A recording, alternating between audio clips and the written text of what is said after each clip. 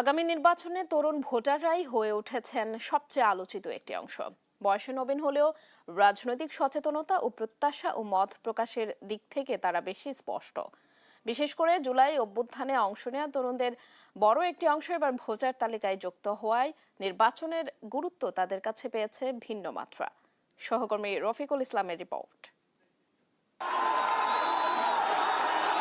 ২০২৪ সালের গণঅভ্যুত্থান, এই অভ্যুত্থানে অংশ নেয়াদের অধিকাংশই তরুণ প্রজন্মের প্রতিনিধি, যারা রাষ্ট্রের নানা অনিয়ম, বৈষম্য ও অনিশ্চিত ভবিষ্যতের বিরুদ্ধে প্রতিবাদ জানিয়ে সরব হন রাজপথে। দেশের রাজনীতিতে মোড় ঘোরানো এই তরুণ প্রজন্ম এবার প্রথম ভোট দেবেন জাতীয় সংসদ নির্বাচনে। রাজপথে লড়াকু এই তরুণদের কাছে ভোট কি শুধুই কেবলই ভোট? ভোটাধিকার প্রয়োগের মধ্য দিয়ে সেই সমস্ত প্রতিনিধিদেরকেই সংসদে পাঠাবেন যারা আগামীতে পরিবর্তনশীল বাংলাদেশ বিনির্মাণের জন্য কাজ করবে। আমরা চাই দুর্নীতিমুক্ত, যারা আসলে দেশের সম্পদ লুট করবে না, যারা স্বৈরাচারের সহযোগী হবে না, এইরকম প্রার্থীকে আমরা ভোট দিব। আমার ভোট আত্মমর্যাদার ভোট, আমি দেখে শুনেই দেব। যারা কখনো ব্যালট পেপার হাতে নেয়নি কিন্তু নিজের চোখে দেখেছে অন্যায়, বৈষম্য আর রাষ্ট্রের মুখোশ, তাদের কণ্ঠে শুধু আবেগ নয়, আছে হিসেব, আছে প্রশ্ন। তারা জানতে চায় এই ভোট কি তাদের সত্যি বদল আনবে।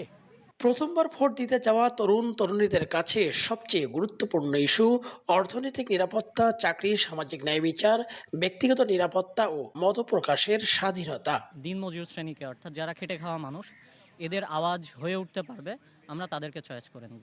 আমরা আসলে মার্কা দেখে ভোট দিব না, প্রার্থী দেখে, প্রার্থীর যোগ্যতা দেখেই ভোটটা দিব।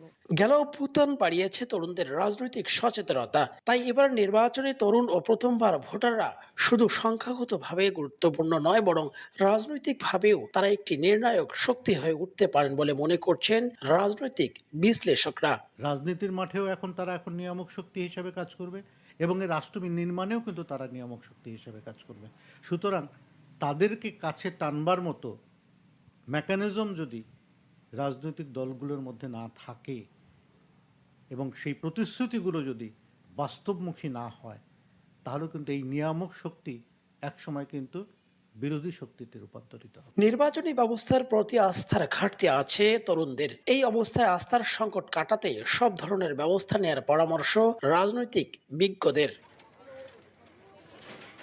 রফিকুল ইসলাম, দেশ টিভি, রংপুর।